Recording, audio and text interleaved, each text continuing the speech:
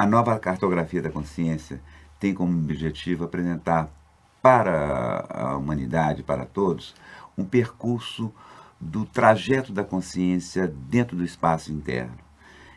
A consciência, hoje, ela é vista e estudada através de níveis de consciência, começando pelo nível da vigília, que é esse estado que nós estamos nele aqui, e vai aprofundar até os estados mais profundos, atingidos também pelos místicos, pelos sábios e pelos grandes avatares que a humanidade já teve.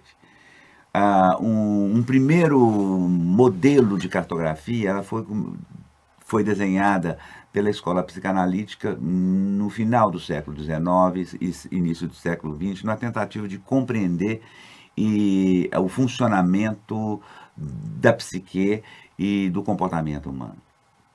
Foi proposta por Freud e todos os seus colaboradores, que desenvolveu, a partir daí, uma teoria de desenvolvimento da psique através da força impulsionadora da libido, né, e da energia sexual. Isso tudo ficou muito aprofundado nas primeiras décadas do século XX, onde o enfoque, né, e o grande choque que o homem levou quando percebeu que muitos dos seus processos eram movidos pelas forças do inconsciente, que desenvolveu uma série de grupos, e estes grupos começaram a se derivar, né, através da escola de Viena.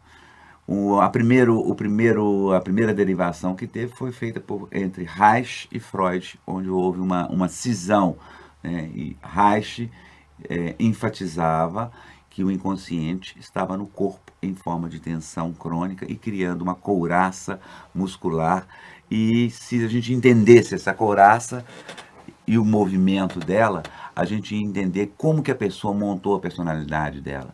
E ele mostrou que essas couraças que a gente vai adquirindo são couraças de defesa que a criança desenvolve para defender das agressões e dos ataques sofridos pelo ambiente. Um outro dissidente que foi muito marcante foi Carl Gustav Jung, onde ele vai enfocar mais na cultura como um todo. Ele vai fazer um estudo muito mais aprofundado do movimento da psique, reintegrando as grandes tradições da humanidade e os símbolos, os mitos, as lendas, e mostra que isso são forças que ele denominou de arquetípicas, ou seriam formas fixas que existem dentro do inconsciente coletivo e que move a nossa existência em diversas direções.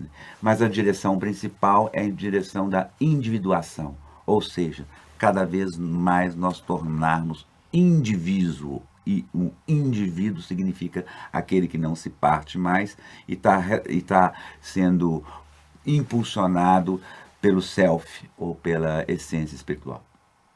Nós vamos, então, percorrer essa cartografia, e ela foi baseada nos estudos do Stanislav Grof, do Carl Gustav Jung, Ken Wilber, Kenneth Ring, Charles Tart e Abraham Maslow, que foram os grandes exponentes da psicologia moderna no século XX, e que eles vêm nos garantir a vivência desses espaços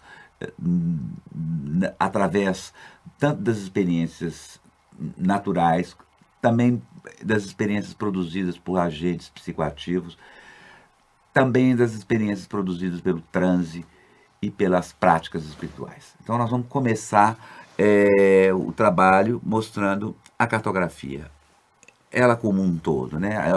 Vocês imaginam aqui como se fosse um cone, e a ponta desse cone é o estado que nós estamos aqui agora, é o estado de vigília, onde nós estamos sob a chancela dos 5 sentidos e da percepção do mundo mais objetivo.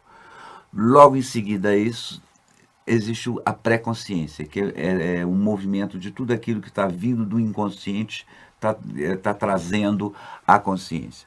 Mais a fundo, nós encontramos o inconsciente psicodinâmico, que é aquele inconsciente estudado pela psicanálise e pelos neopsicanalistas, que vai mostrar o desenvolvimento do ego, a formação do nosso ego, e todas as forças modeladoras da personalidade, tanto através dos processos psíquicos e intrapsíquicos. Depois entramos no espaço um pouco mais aprofundado, que vem ser aberto principalmente por Otto Rank e Le Boyer, e depois vasculhado por Stanislav Grof, né, que é o inconsciente ontogenético. Vai trabalhar com as fases intrauterinas. Depois entramos no transindividual, filogenético, extraterreno, supraconsciente, a vacuidade. Todo esse mapa está num grande vazio. Do vazio nós viemos e para o vazio nós vamos. E dentro desse vazio existe toda a plenitude, mais ou menos como é a forma do universo. O universo é um grande vazio, cheio de constelações, galáxias, planetas. Mas o fundo do universo é o vácuo. Também o nosso eu, o fundo, é um grande vácuo, mas um vácuo que compreende tudo. Então nós vamos começar a entrar.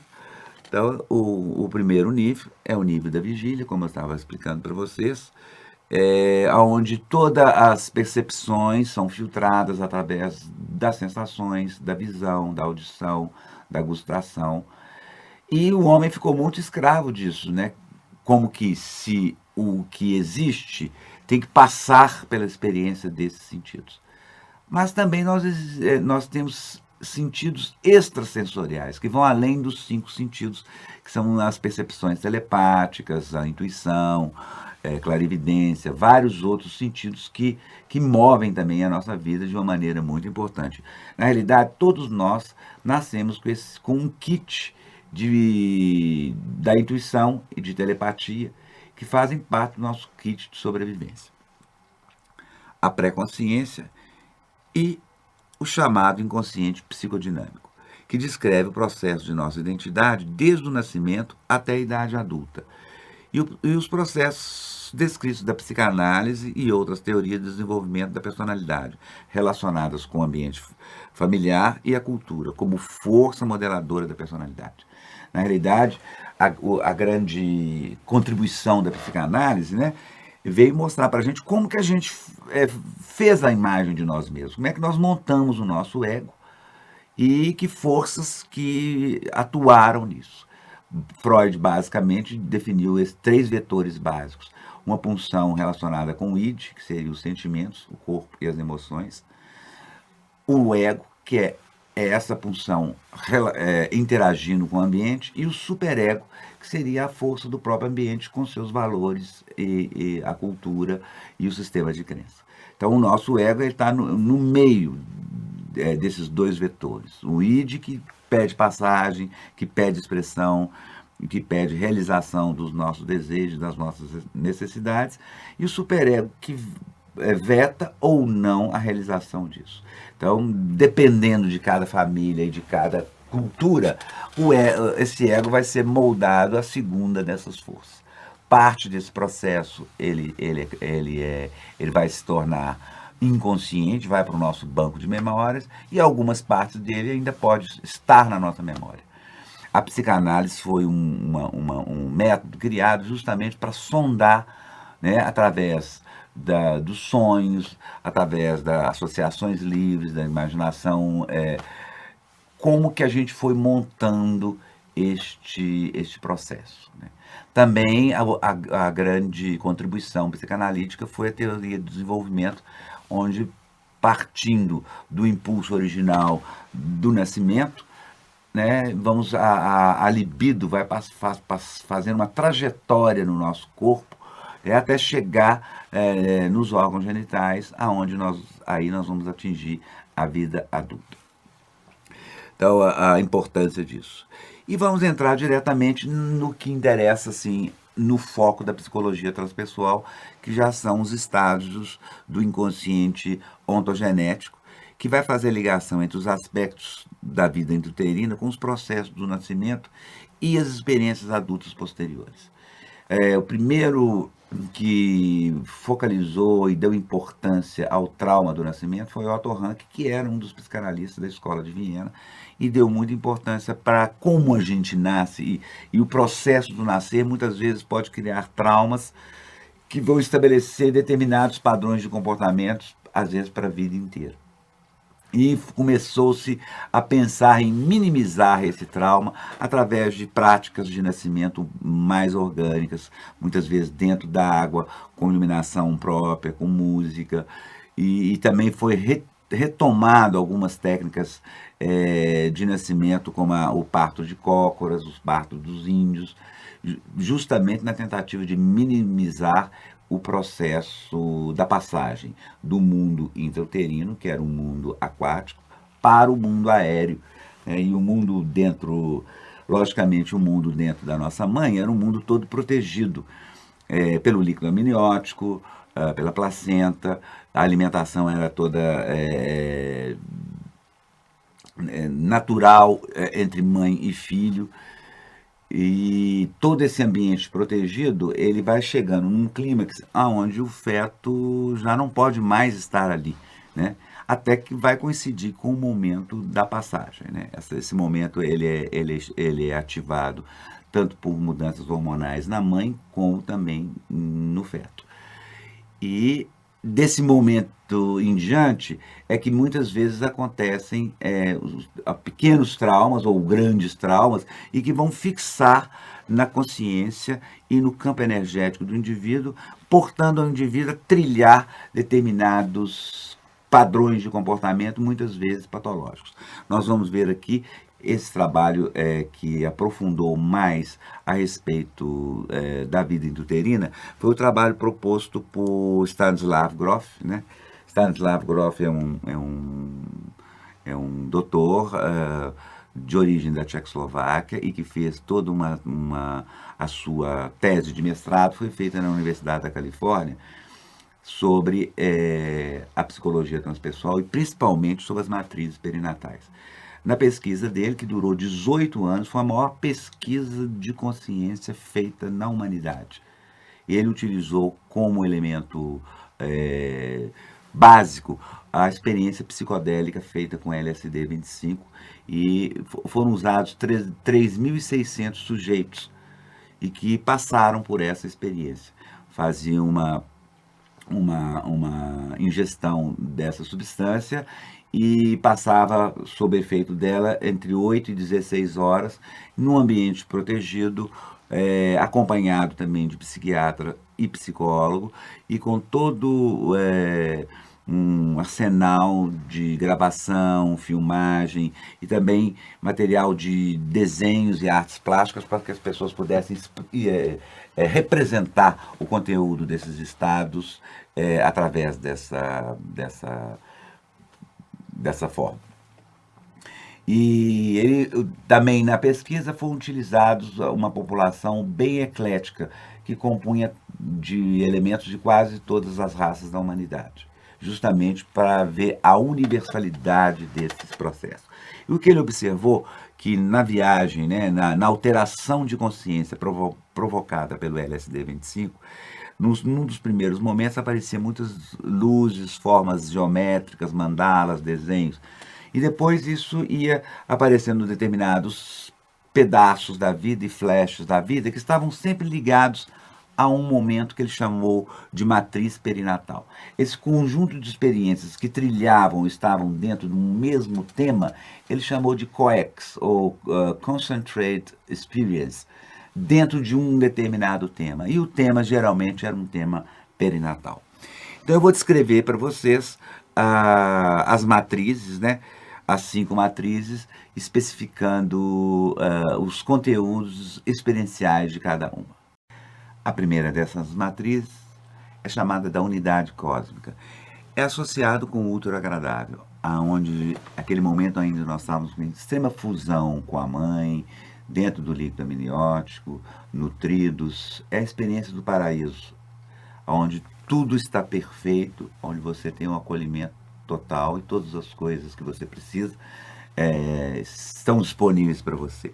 A tranquilidade, a fusão e a experiência da bem-aventurança. Então, nós todos temos uma vivência direta com a experiência do que a gente chama de céu, né, e do paraíso. A segunda unidade, a segunda matriz é chamada de engolfamento cósmico.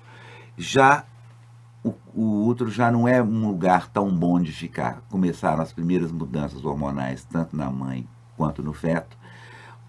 Existe uma iminência de algo que vai acontecer e muitas vezes o feto vai ler isso como perigo, um perigo iminente, e aí é que vai se formar muitas vezes as nossas ideações paranoicas. Existe todo aquele mundo que estava a nosso favor começa a parecer que está contra a gente. Alguma coisa vai acontecer que eu não sei o que é e de onde vem. Então, o feto vai experienciar isso desta forma.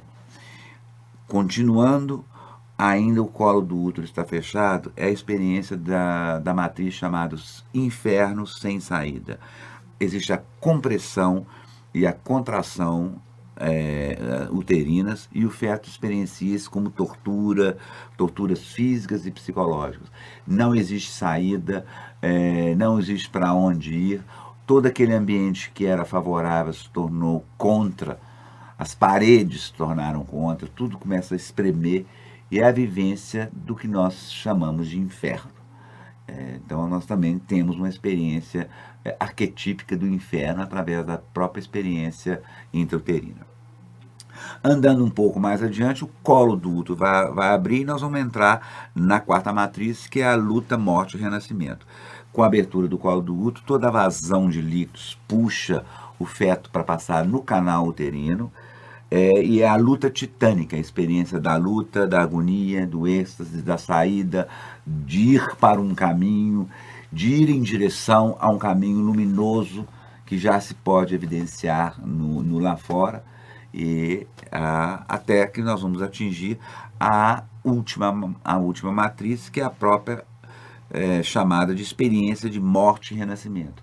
Aí é a passagem total pelo canal uterino, a sensação de morte de ego, de morte de tudo aquilo que ficou para trás, e uma união cósmica agora de uma outra forma, através do ar. Né? O universo e o mundo externo é visto como luminoso, belo, sonoro e intenso. Então essas são as matrizes, e dependendo de demora do trabalho de parto, processos hormonais ou experiências traumáticas nessa passagem, o indivíduo pode ficar fixado numa dessas matrizes. E essa fixação é que essa linha, né, que eu falei do COEX, que é aquele conjunto de experiências que iam aparecendo nessa viagem, né, era um núcleo, era a linha de base, muitas vezes era a experiência traumática ou a fixação numa dessas matrizes. O processo terapêutico, a própria vivência com a substância psicoativa, ou a revivência do processo, assessorado e apoiado pelos terapeutas, facilita com a limpeza do trauma e a liberação do estresse que o organismo acumulou naquele momento, que fica alojado em diversos níveis do corpo humano, ou no nível neurológico, no nível do muscular, em vários processos.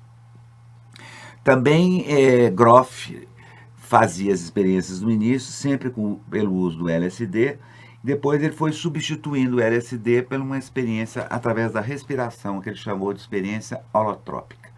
A experiência holotrópica é uma respiração intensa, né, que se assemelha à hiperventilação, durante uma hora e pouco, onde o indivíduo é levado a respirar ritmadamente e também induzido por músicas que induzem e que lembram e que sensorialmente, sonoramente, esses estados. Músicas de Wagner, música clássica, música oriental, batucadas, que vão induzir a esses estados, o indivíduo vai revivendo o processo, e com a ajuda dos terapeutas, muitas vezes esses processos eles estão associados com uma ecstase muscular, ou com dores musculares, ou com processos mesmo de hiperventilação, e que, auxiliados para mover e e liberar essas tensões e essas câimbras, o indivíduo vai se liberando do trauma dessa matriz. Em geral, ele se faz 3 ou 4 vezes esta experiência holotrópica até que o indivíduo já não passe mais a situação traumática e ele vê que a respiração já está livre de qualquer associação com o trauma original. Também, através da hipnose, foi conseguido uma série de sucessos na dissolução desses traumas básicos. Também alguns ritos que induzem o transe através do transe estático, né? Ou melhor, do transe dinâmico, que induzem a uma respiração e a um estágio de transe, muitas vezes ajuda a limpeza desses processos. Por exemplo, como o rito do Ketjak em Bali, né? Que é uma respiração com cantos e gritos e sons que fazem uma série de liberações em vários níveis desse tipo de processo. Então aqui nós vamos ver algumas imagens. Essas imagens são imagens que pertencem à Biblioteca Universal, algumas imagens de artistas e também de pessoas que passaram pela experiência psicodélica e desenharam no final esses lugares aonde eles estiveram. Então vamos ver aqui uma sequência de imagens que passam e que vão mostrar essas matrizes perinatais. A ideia do próprio nascimento, né? Adão e Eva, o mito da criação. O mito da criação também já mais relacionado com a serpente e com a própria sexualidade.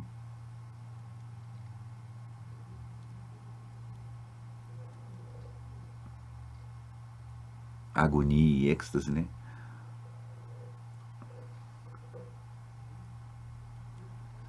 Também a sensação da morte, da tortura e dos infernos. A passagem pelo canal uterino, representado por esses vórtices de águas. A existência como um todo, né? O nascimento, o crescer, e a vida adulta e o morrer. E o contato também com as dimensões celestiais e paradisíacas. Daí nós vamos entrar em outro nível do inconsciente, um pouco mais profundo, que vai além das experiências intrauterinas, que seria o inconsciente transindividual, ou seja, a identificação com os tipos universais. Esses tipos universais foram bem estudados, né, e profundamente vasculhados por Carl Gustav Jung e também pelo seu grande colaborador, o Neumann, e diversos outros que aprofundaram no estudo dos arquétipos e das culturas, dos mitos e das lendas da cultura. A primeira experiência é chamada de experiência ancestrais, ou seja, a exploração da linhagem genética. Da linhagem genética. A gente pode explorar isso com a alteração da consciência, tanto passando e vivendo a vida dos nossos pais, dos nossos avós, pedaços de vida dos nossos bisavós, pessoas e seres que estavam ligados à nossa linhagem genética. Um outro nível é a experiência de encarnações passadas, que não é fora já da linhagem genética, onde você se vê em outra cultura, em outro lugar, em outro tempo, vivendo uma outra vida com pessoas, às vezes, completamente desconhecidas e ligados, de uma certa forma, à sua experiência. Depois entramos nas experiências coletivas e raciais. Quase todas as culturas tradicionais, eles falam que existe um registro de memória de tudo que se passou, tanto do passado, do presente e do futuro, e do que vai acontecer, que eles chamam de registro Akasha, um nível subatômico, vibracional da energia, que guarda em memória tudo que se passou. E nessa memória a gente pode aceder às experiências coletivas e raciais, vivências de episódios de várias culturas, a invasão dos hunos, a queda da Bastilha, está tudo registrado de alguma forma numa memória universal que nós podemos aceder. Os russos lá do Instituto Pavlov, nos anos 70, eles estavam explorando e conseguiram pegar algumas imagens através de um equipamento de televisão de fatos ocorridos no passado, né, e eles conseguiram captar pela imagem televisiva. Eles começaram a desenvolver mais e mais isso, mas essas pesquisas elas não foram muito além, justamente talvez porque a nossa tecnologia ainda não consegue aceder esse tipo de frequência de uma forma muito fácil. E me parece que o que aconteceu é que isso aconteceu espontaneamente num aparelho de televisão, onde começou a aparecer imagens de um outro tempo, de um outro espaço, que não estava no ar. E daí eles começaram a pesquisar isso. Também as experiências arquetípicas, que seriam esses símbolos universais da experiência humana, né? Jung aprofundou muito nisso. O rei, a rainha, o sábio, a bruxa, o príncipe, a subida, a queda, o inferno, a iluminação. Então, são formas arquetípicas que aparecem em todas as culturas da humanidade, logicamente vestida um pouco com a roupa cultural daquela cultura, mas em essência as histórias são as mesmas, né? Principalmente as histórias infantis, é muito interessante. Em quase toda cultura tem uma história de Chapeuzinho Vermelho, logicamente representada em cada cultura com as suas características próprias, mas a história é mais ou menos a mesma. E assim por diante. Então, nesse nível, a gente pode entrar nessas experiências universais. Vamos ver algumas imagens delas, tanto representada pela iconografia da humanidade, como também por desenhos feitos por esses indivíduos na experiência psicodélica. A representação do Cristo. O próprio Cristo, né, é um arquétipo, que ele já aparece na humanidade em outros momentos. Tem um filme agora, o Zeitgeist, que está circulando nos meios alternativos na Europa, onde eles mostram exatamente isso, que Cristo, que nasceu dia 25 de dezembro, ele nasceu em Belém, depois ele teve a vida que teve, depois ele foi crucificado, depois ele ressurgiu. Horus também, no Egito, teve uma vida muito parecida, né? E também nasceu dia 25 de dezembro. Dionísios, na Grécia, que tem uma experiência parecida com a experiência crística, passa pelos mesmos processos. Então, parece que esses avatares, né, ou seja, os grandes mestres, ou o avatar que vem abrir determinadas eras, eles sempre passam mais ou menos pelo mesmo processo de vida, de ensinamento e de transformação. Aqui algumas imagens já mais cósmicas, né? Aqui arquétipo da cultura dos índios americanos, né? Registrados, né? O cachimbo, o índio, aqui na cultura indiana, também na cultura dos índios americanos, que fazem técnicas terapêuticas com desenhos na areia para fazer curas de doenças físicas e psicológicas. A cultura tibetana, com seu grande o manancial de deidades e divindades que representam os vários aspectos da vida humana, né? A águia, né? O símbolo universal do xamã, a possibilidade de viajar em vários níveis da consciência. O universo xamânico é dividido em 3 níveis: um mundo de dentro da Terra, com seres que vivem dentro da Terra e os mundos dos mortos, o mundo do meio, que é o mundo onde vivem os seres humanos, os animais, os vegetais, e o mundo do celestial, a hostes celestes, que tem representação em todas as culturas. Parece que aqui anjos, arcanjos, querubins e serafins eram só uma aquisição do mundo judaico-cristão.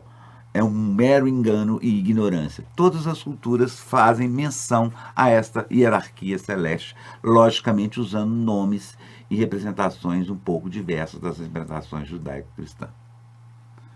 O unicórnio, que é um animal celeste, mágico, que aparece na iconografia de diversas culturas em épocas de grande transição.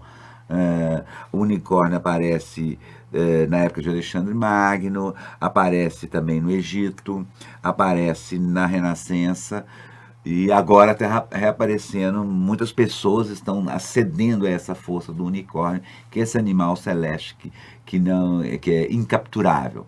E que me parece que ele tem a ver muito com as forças e as qualidades do princípio feminino.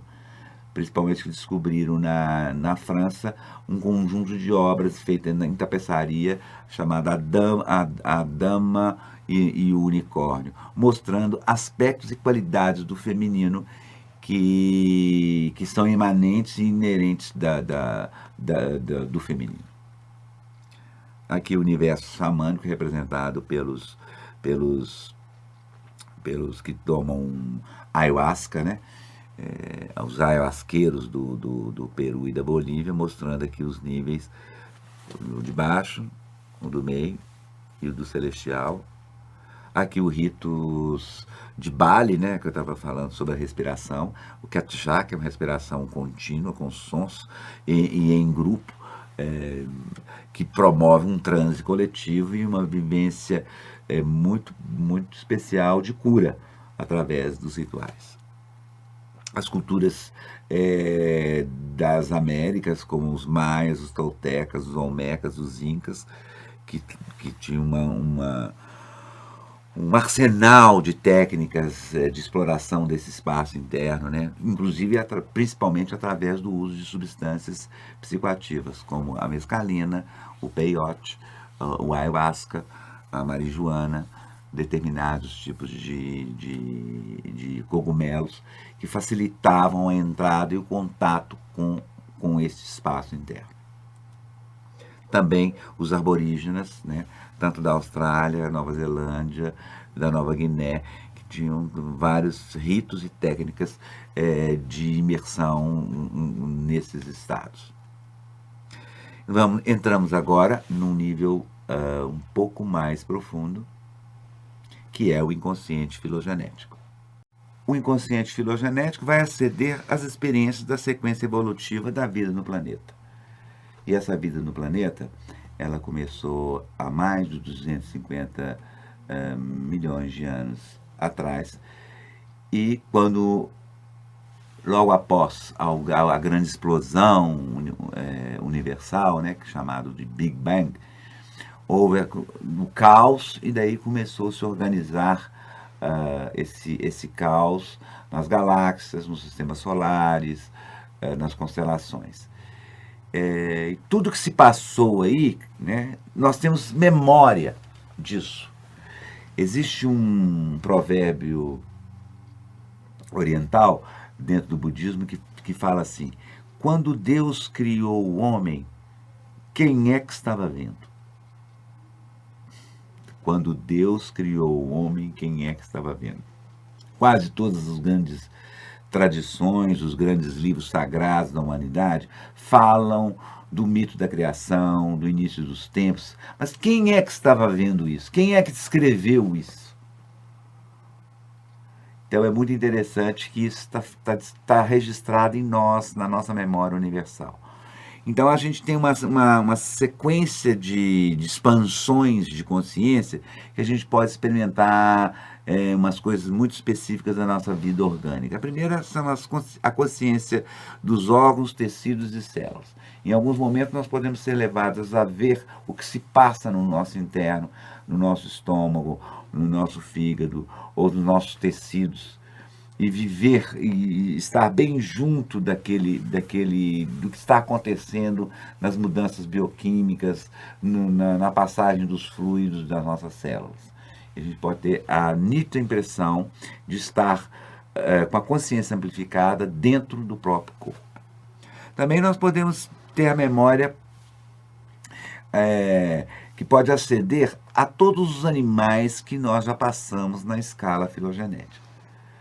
A vida começou nos oceanos, no início da organização dos primeiros seres unicelulares, né? E aí começam as primeiras formas vivas, que são as medusas, os selenterados, depois se organizam também os peixes, depois os crustáceos. Daí a vida sai dos oceanos e começa a andar pela terra, criando os répteis, os quadrúpedes e os mamíferos, até que o homem consegue sair da forma ainda quadrúpede para alçar na forma bípede. Então, todo esse movimento, ele demorou milhares de anos, mas tudo isso está registrado em nós, porque não houve uma ruptura na sequência dos eventos. Mesmo que houve cataclismas, fenômenos, mas a vida sempre continuou e continuou sempre no processo evolutivo. Então, isso tudo está presente em nós em forma de memória. Também nós podemos ter a consciência da vida vegetal. Nós nos alimentamos basicamente dos vegetais, os vegetais fazem parte intrínseca da nossa vida. Existem vegetais dentro, microvegetais dentro do nosso sistema. Nós ingerimos os vegetais fazem parte também daquilo que nós vamos processar, aquilo que nós vamos respirar, ou seja, a transformação do gás carbônico em oxigênio. Então, a vida dos vegetais está muito presente em nós e ela a gente pode aceder em memória a história do que se passou com esta vida. Também a gente pode ter uma expansão de unidade com toda a criação, experimentar a criação como um todo, e você sendo parte da criação e, ao mesmo tempo, vendo a criação. Voltando ao provérbio budista, quando Deus criou o homem, quem é que estava vendo? Também a consciência da matéria inorgânica, que aqui, inclusive, no slide está escrito orgânica, mas é inorgânica. Todos os minerais, a base do planeta é uma base mineral, também a base do nosso ser é toda mineral, os nossos ossos, que é a estrutura do nosso ser, é toda mineral. Os minerais compõem todas as sequências bioquímicas que formam a nossa vida orgânica.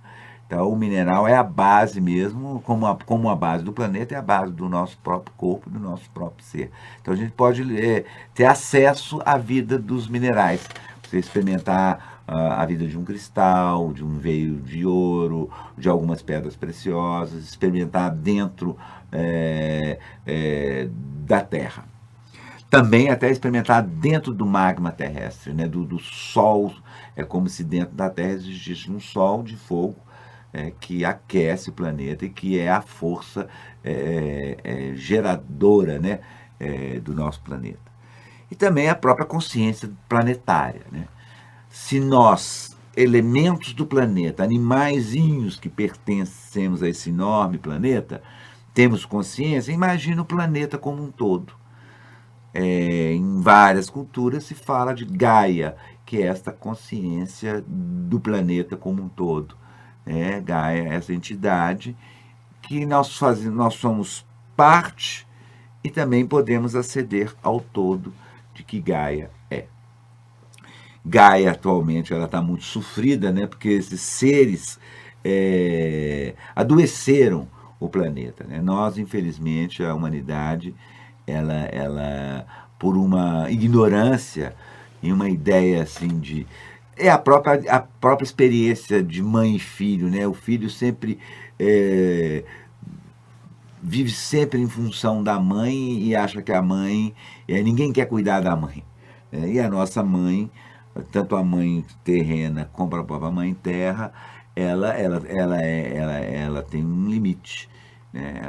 Ela pode se exaurir os seus recursos. Então, esse é o momento crítico que nós estamos passando, de exaurimento, e que provavelmente nós devemos passar por uma transformação em todos os níveis para poder restabelecer um equilíbrio e um respeito a essas forças, porque o ser humano é muito infantil, ele ainda se acha o centro do universo e modela todas as coisas baseado em si mesmo, sem se colocar muito na posição do outro. e também tem uma atitude sempre exploratória, né, e depredadora, né, de uma forma muito cruel, né? A humanidade ela se mostra talvez muito mais cruel e muito mais devastadora que todos os animais do planeta. Os próprios animais eles têm um limite da sua ação, né? E o homem é o único que devasta e destrói da forma com que nós chegamos a ver até agora. Vamos entrar então nas imagens deste nível. Agora aí um chip para a vida, né? Que estão fazendo até chips de computadores orgânicos, feitos de matéria orgânica de seres vivos, né? Bosch, né, um alquimista da Idade Média, que mostrava todos esses mundos e universos através da pintura fantástica e alquímica flamenga. Aqui desenhos de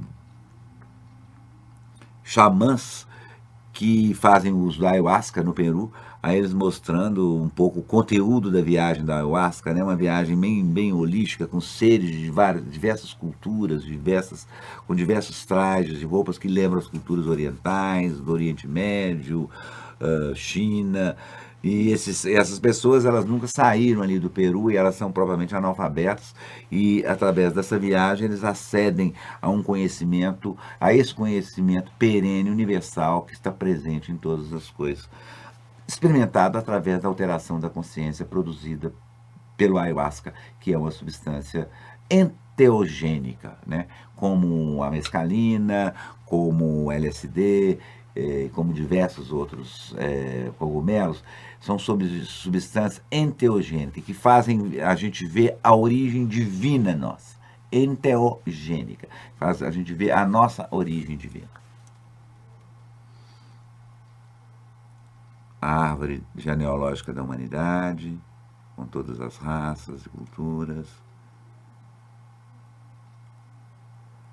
E também, no universo xamânico, a importância desses aspectos que nós chamamos filogenéticos sendo honorados através do cultuar os animais guias, os animais xamânicos, né? Cada um tem um animal que nos guia e toma conta da nossa vida biológica. Por exemplo, eu nas minhas viagens, eu sempre percebi a águia e a serpente como animais que estavam sempre presentes, tanto nos meus sonhos, como também nos meus devaneios, e quanto também dentro das minhas experiências de transe. Então a gente honora esses animais através de cantos, usando às vezes ornamentos com plumas deles ou com pele, mas fazendo a honra desses animais.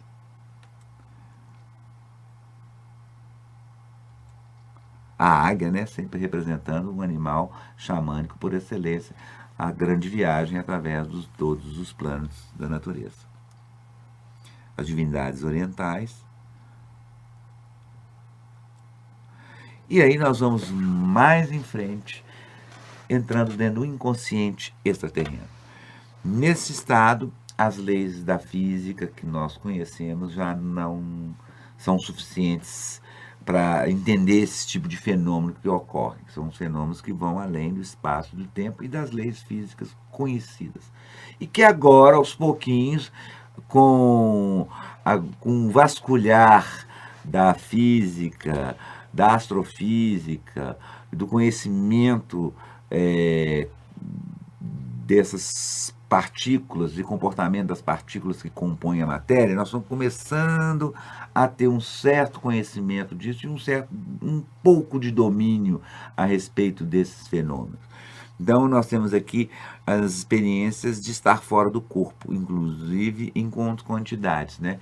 Que é muito comum no Brasil, principalmente o espiritismo tem um culto de lidar com os espíritos desencarnados, com seres que não são da nossa dimensão, né? E lidar com os espíritos encarnados, tanto para educá-los ou também para receber instruções desses seres que se encontram num estado evolutivo mais desenvolvido. O Brasil, por excelência, é um país espírita, né? Tanto pela origem, os índios, depois os negros, e depois a própria cultura do espiritismo se difundiu aqui mais evidentemente do que em outros países, justamente por essa base já que nós tínhamos recebido, e nós somos os grandes herdeiros da cultura africana, tanto na alimentação, como nos ritos, como na música, né? E principalmente da tradição do candomblé, que depois se desenvolveu no aspecto da Umbanda, que lida com os orixás, com as forças primordiais que movem a existência no planeta.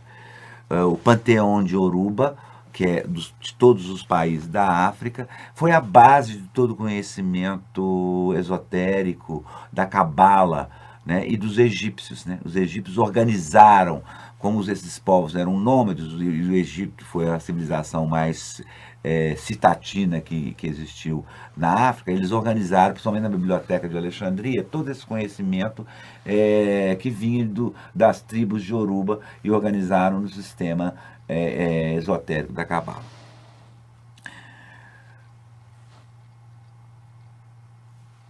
Então, aí nós já estamos entrando dentro do inconsciente extraterreno. Então nós vamos aí a segundo tópico, que são os fenômenos de percepção extrasensorial. A telepatia, a clarividência e o transporte.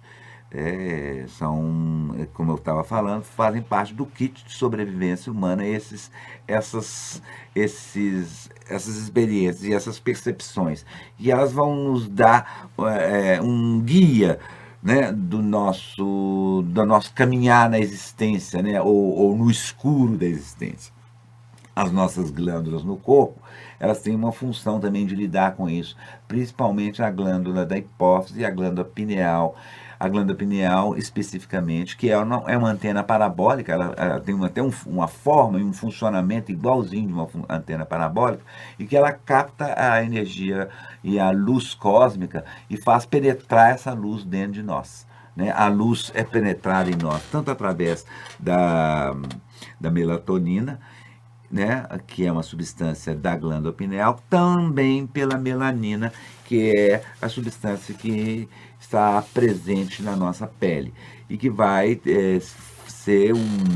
são elementos de transformação da luz e que possa penetrar dentro de nós na produção de da nossa energia. Então, e também em todas as culturas aparecem esses fenômenos. Em todos os livros sagrados tem sempre pessoas que são grandes telepatas, que são videntes, e o fenômeno do transporte, né, de transportar em dimensão, de uma dimensão para outra, de uma cultura para outra, isso faz parte da nossa realidade, de uma certa forma. Fenômenos mediúnicos, a psicografia e possessão por espíritos também fazem parte desse extraterreno, que nós não temos uma medida disso, não temos um controle disso. Quer dizer, o controle muitas vezes é feito através de práticas ritualísticas, mas são fenômenos que podem ocorrer de uma forma natural. Pessoas assim mais sensíveis, elas apresentam um grau de mediunidade mais avançado. Também fenômenos que podem ser completamente fora daquilo que a nossa ciência pode explicar, né? Como esses fenômenos como Uri Geller, como esse fenômeno desses grandes médicos curadores, como José Arigó, como o João da Badiana, o Zezinho aqui em Belo Horizonte, e outros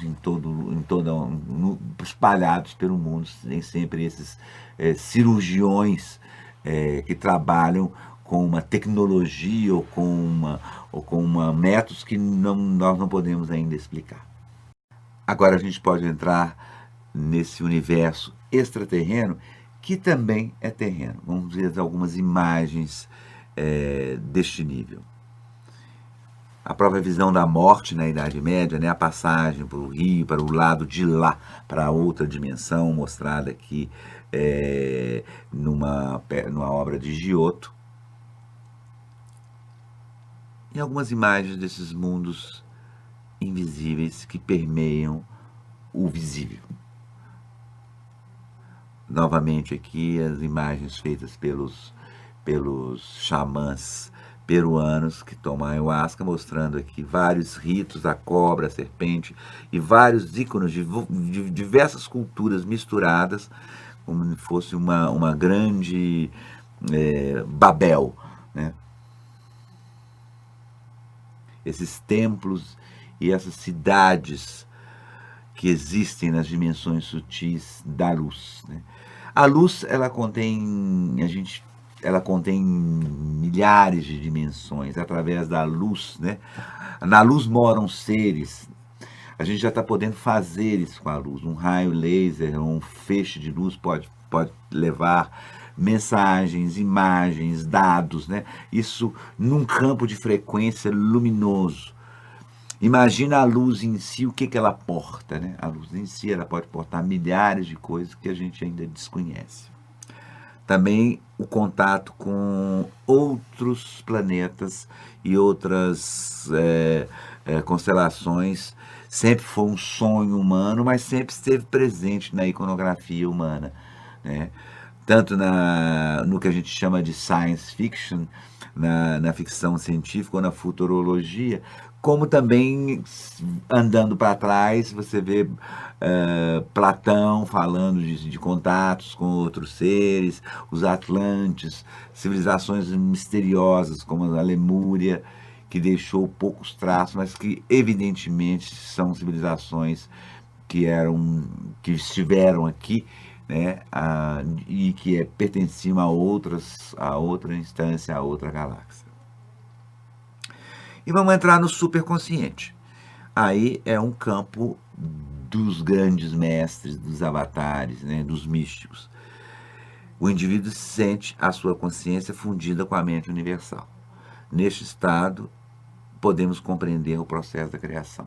Se a gente vê a criação de um ponto de vista, a existência humana do ponto de vista racional, ela parece ilógica e sem sentido.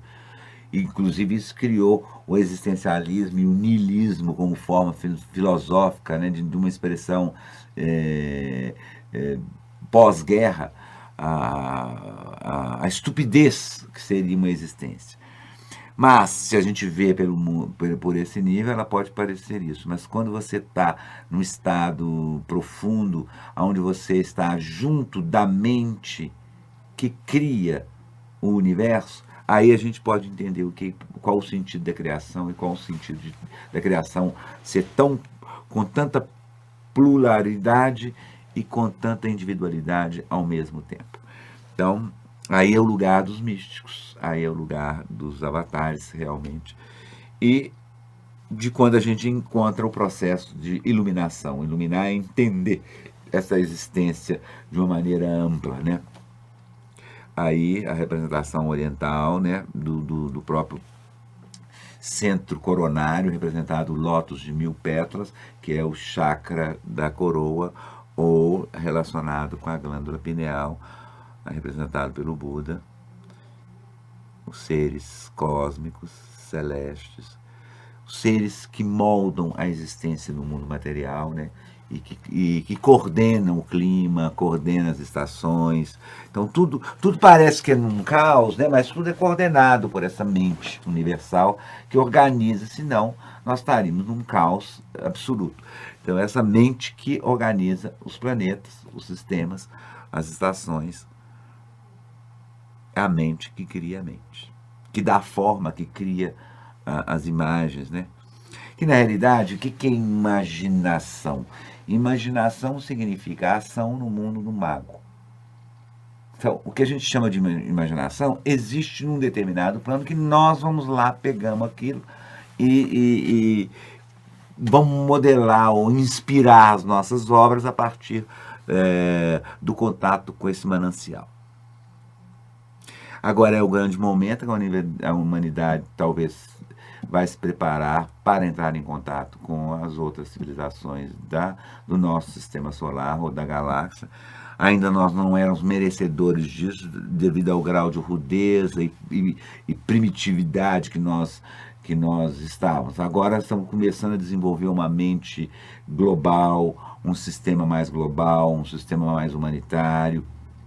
Provavelmente nós já estaremos aptos para ter contato com seres de um nível superior vibracional. Cidades, né, colônias que vivem no campo da luz, a qual as nossas cidades é uma rude cópia.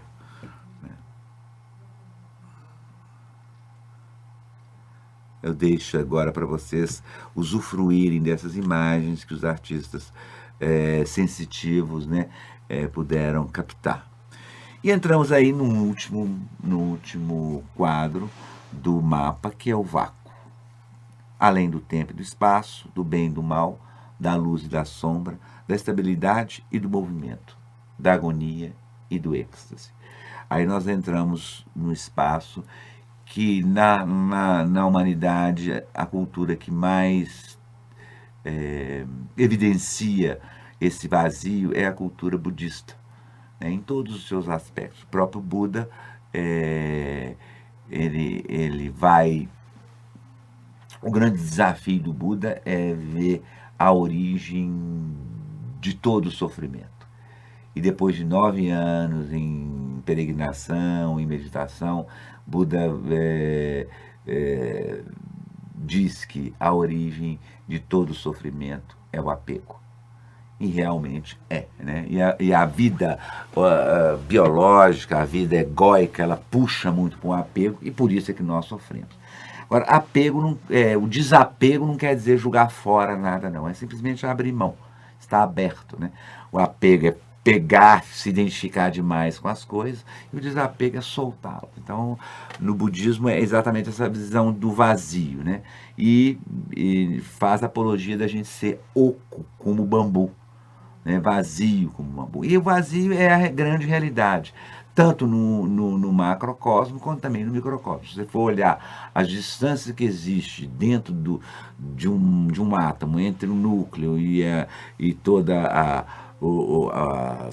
as órbitas dos elétrons, ou entre as moléculas, ou entre os tecidos, é um enorme vazio. Na realidade, eles chamam tudo que a gente vive aqui como cheio. No Oriente eles usam a palavra Maya, né, para falar que essa é uma grande ilusão.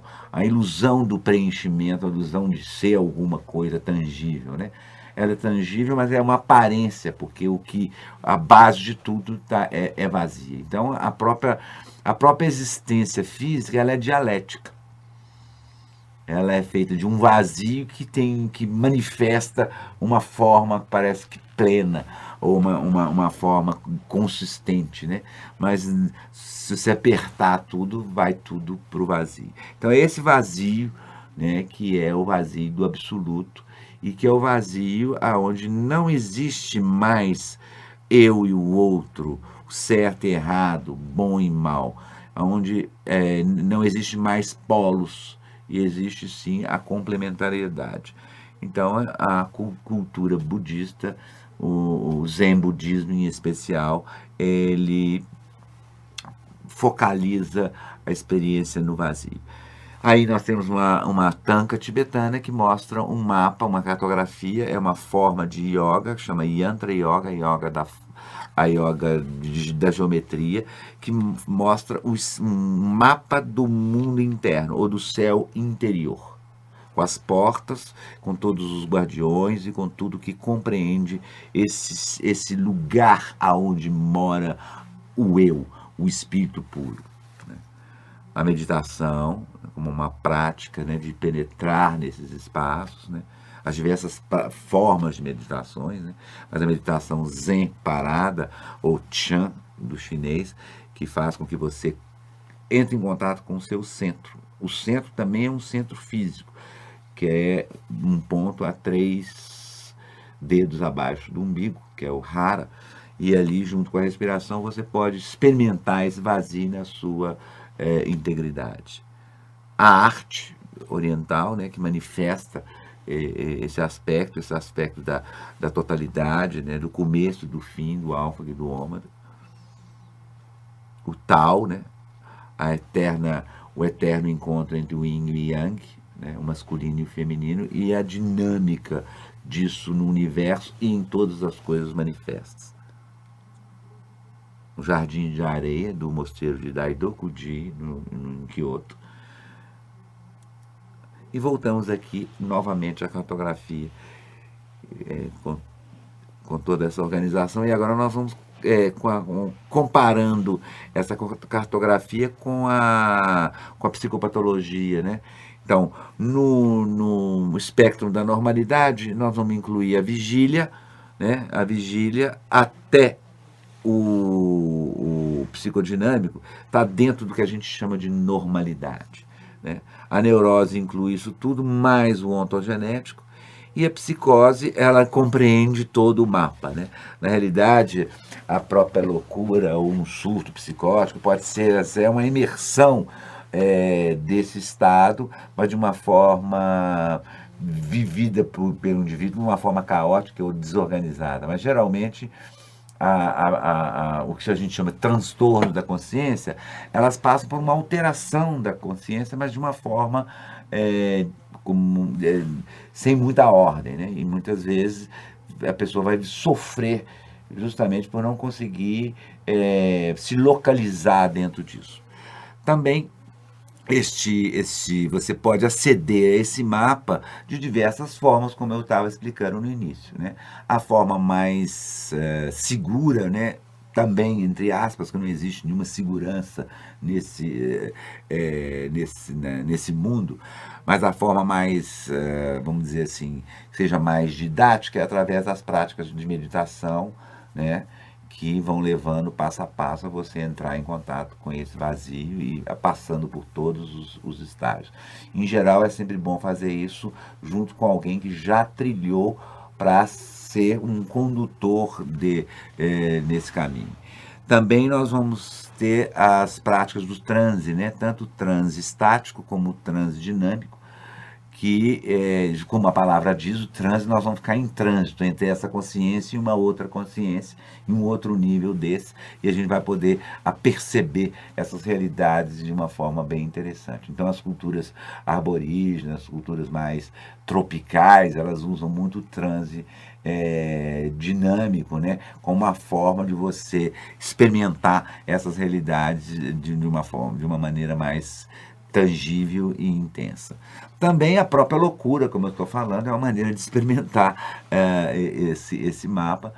Também o uso de substâncias psicoativas, né?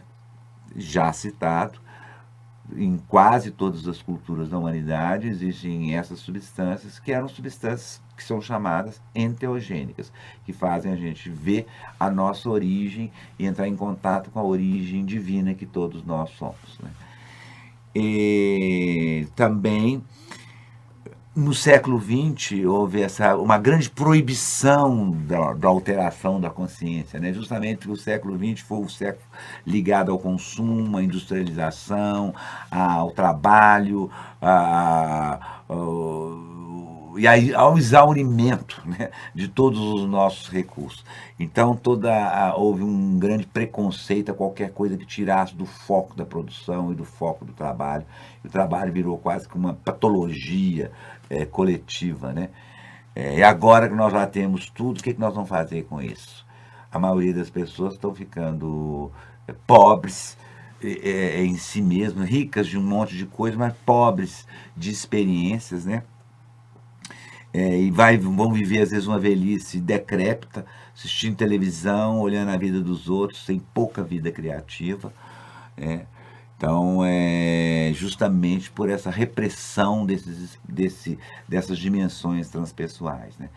Também a criminalização dessas drogas criou todo um sistema relacionado com polícia, droga, tráfico, que desacralizou todo o processo disso, né? Mas se existem drogados, é porque existe uma necessidade de transcendência.